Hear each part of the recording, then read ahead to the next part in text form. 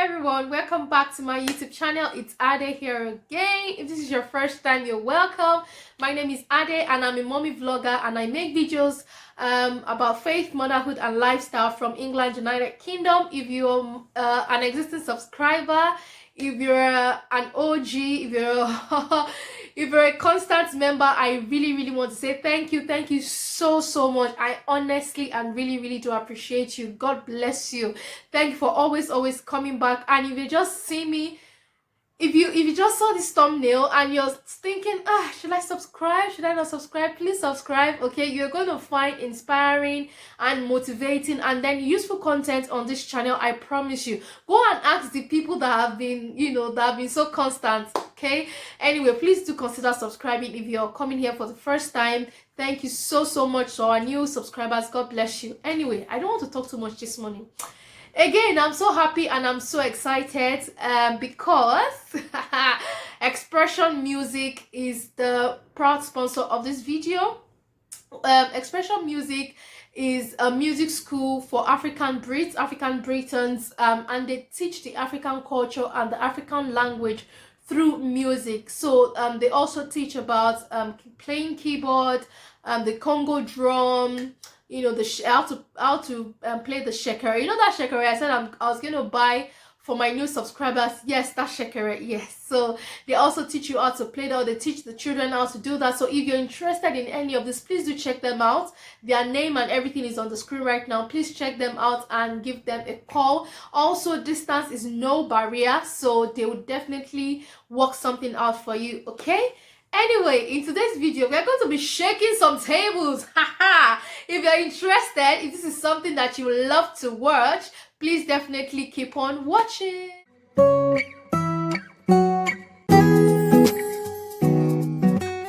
Okay, so basically what this video is about is I'm going to be reacting and giving my honest and truthful opinion to some of the popular Twitter, Instagram, whatever posts that I've been seeing everywhere. So I've got about 3 posts that I'm going to be reacting to, and I also want your own honest opinion. Okay, I'm going to start from the first one. The first one is, you really do not owe, I'm going to put this on the screen so that you can actually read along with me. You really don't owe your parents anything. Don't let them manipulate you into feeling that they did you a favor by feeding and housing you, giving you education. You don't owe them for this. I know this will offend some people, but 90% of African parents are entitled and toxic. Whew, that's a lot. Don't you agree? Anyway, this is my own honest opinion. I don't believe that you don't owe your parents anything. In fact, you owe your parents everything. The first thing is, I understand where this person is coming from. At the same time, I don't want to understand. Okay, I don't believe that you owe your parents a lot. You owe when I mean you owe your parents a lot, you owe your parents so much, and I'm not talking about just financially. You owe your parents in so many other aspects, and I'm going to get there in a minute. This person also said, don't let them manipulate you into feeling that they did you a favor by feeding and housing you. I think that they did you a favor. They did you and I a favor because they could have chosen to dump you in on the streets. They could have chosen to dump you in with a foster carer. They could have chosen to dump you in a homeless children home. They could have chosen to do all of that, but above all odds, they decided to bring you up in the way of God. They decided to invest in you. Okay, anyway, the next one says, the next line of the post says, they did you a favor of feeding and housing you, giving you education. They could have chosen not to educate you. They could have chosen not to give you education. At least in Africa. I'm not talking about in this country where everything is available, like you must take your children to school, the government provides that and everything. I'm talking in a typical African setting.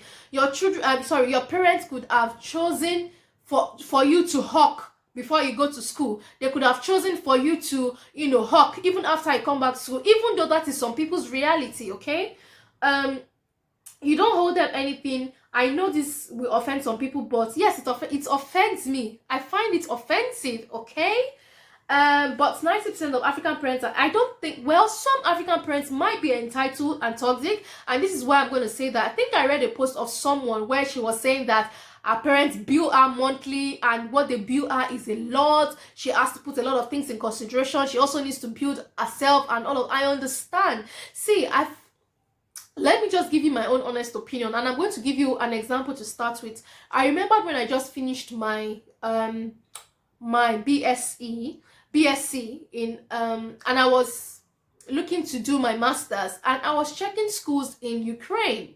You know, I was checking schools that the yearly fee wasn't anything above 400,000 naira in a year. That's about, I think that's about 1,000 pounds, or less than 1,000 pounds if I'm using today's exchange rate, you know. And I was showing my dad, and my dad was just like, are you kidding me? I'm like, Daddy, this is affordable, you know. Even though I went to a private university, I was telling my dad, oh, that this is affordable, that I can do this, let me start looking into getting into these schools. And he was like, no. I'm like, Daddy, why? Like, UK schools, they're expensive and all of that. It was like, look, if it is for him not to buy clothes for himself, if it is for him to sacrifice to be able to cough out that much, to be able to cough out that money for you to school somewhere a lot more reputable, I don't mind. And he said something that really brought tears to my eyes. He said, at least when I do this, or when I do my best to get you into any good UK school, where by the time you start working, you buy me clothes, the money that I would have used to invest or buy clothes, you buy me clothes and all of those things. And it touched me. Okay, it touched me. He could have said, oh, I've tried, I've seen you through BSc, oh yeah, go and look for work and send yourself to school. A lot of people had to do that, but I didn't have to. He did not have to, but he chose to invest in me. He chose to support me. It chose to give me good, not just any education, good education. Eventually, I came to the UK. That was even how I met my husband and everything. And, here we are today. So maybe if he did not choose to do that, maybe I might not be where I am today. Or maybe, you get what I mean? A lot of parents, they invest, they sacrifice a lot. I've also witnessed my mom selling a piece of her jewelry for my sister to be able to make one application. These people have sacrificed a lot. And the funny thing, as young, I still tell myself my parents are young, okay? Even when they are in their late 60s or mid 60s and late 50s, I have in my head, I already have plans of what would happen. Okay, what will happen when my parents are old and they can't support themselves and they can't do things on their own. I'm already putting things in place. And this, we are talking about, for 40, 30, no, not 30, 40, 50 years from now, I'm already putting things in place in my head. Like, okay, I need to start thinking when my parents get old, how do I want to support, how will I support them? Am I going to get so and so staff? Will I get them a cook? Will I get them somebody that will assist them? Will I get them somebody that will be coming to the house, just because, of course, we are not in the same country.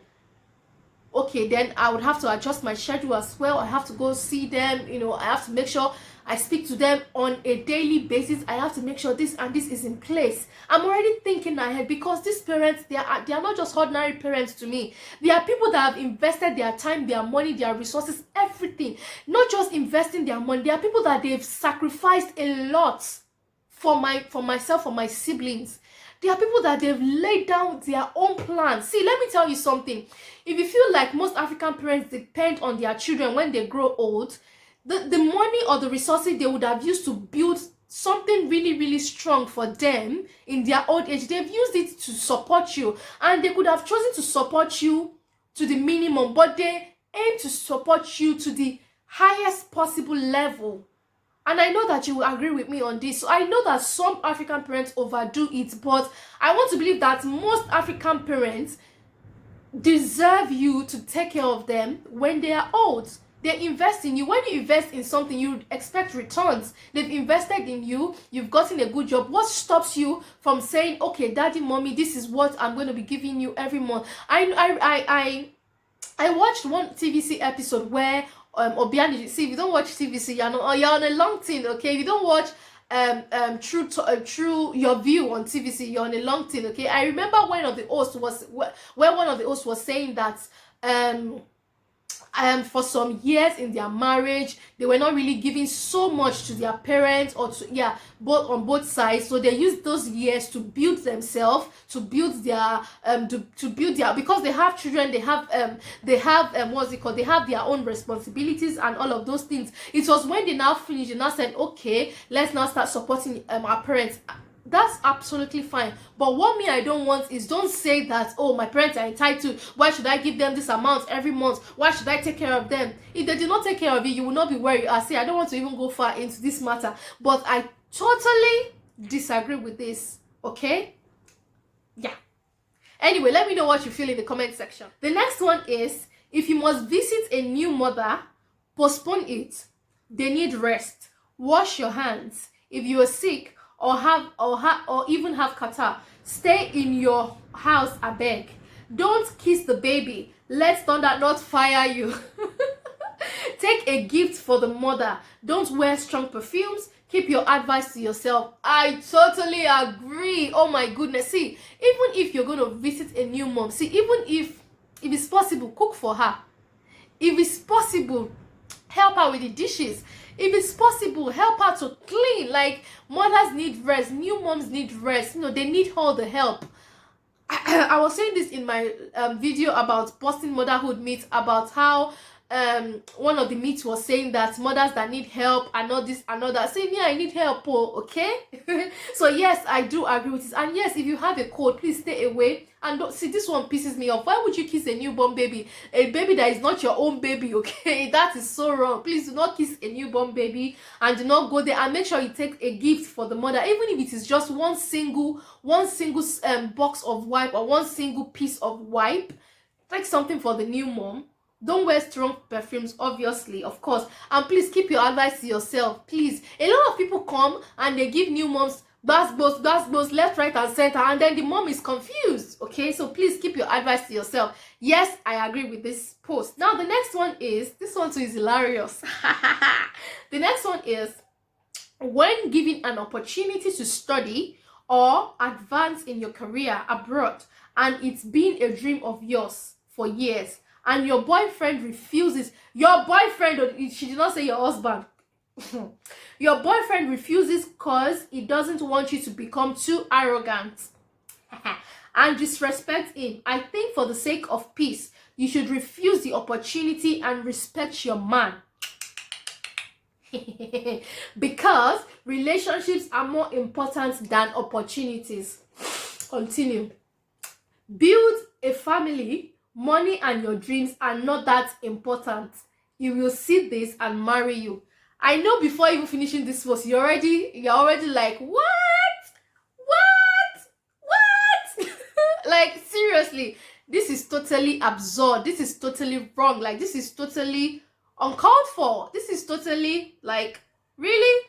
Honestly, I do not agree with this. I'm going to keep going line by line so that I don't miss anything else, okay?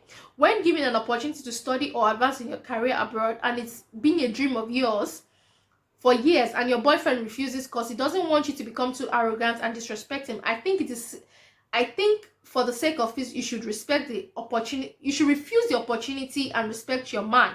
Now, first and foremost, a man that doesn't support your dream is a gunner. You know, when they say somebody is gonna, when they say something is a no, please, ladies out there, and I feel like posts like this confuse young ladies that are not well grounded, young ladies that don't really have so much self-confidence, young ladies that don't really I just feel like this can confuse somebody out there, and I just feel like I should use my platform to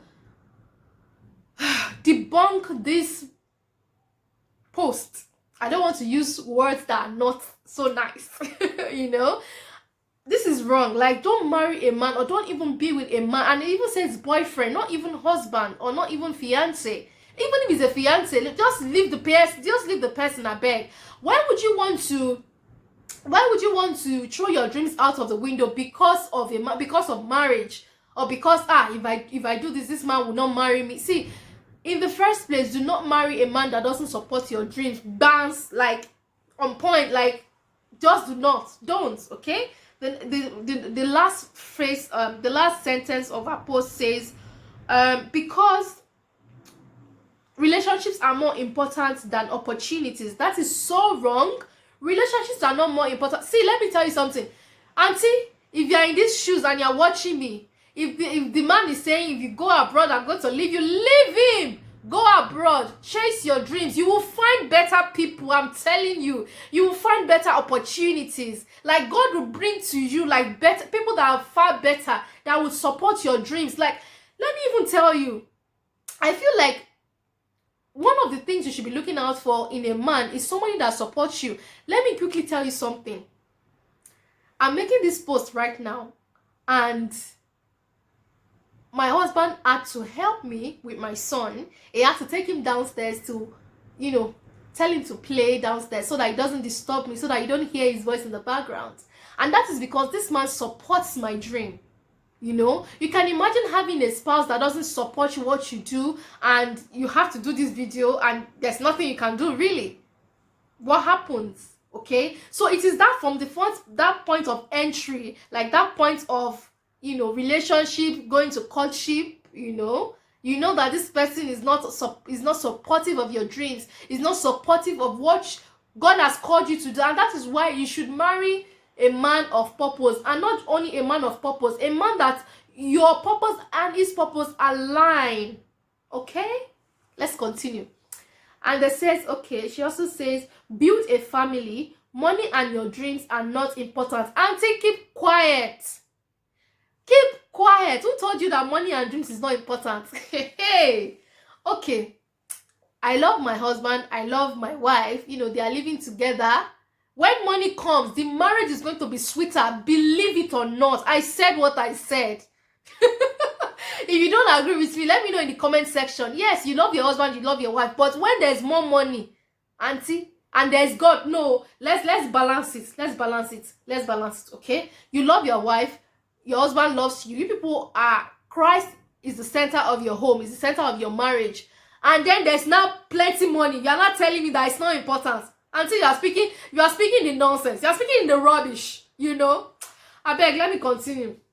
He also said, dreams are not important. He will see this and marry you. Auntie, I beg, the person that will marry you will marry you.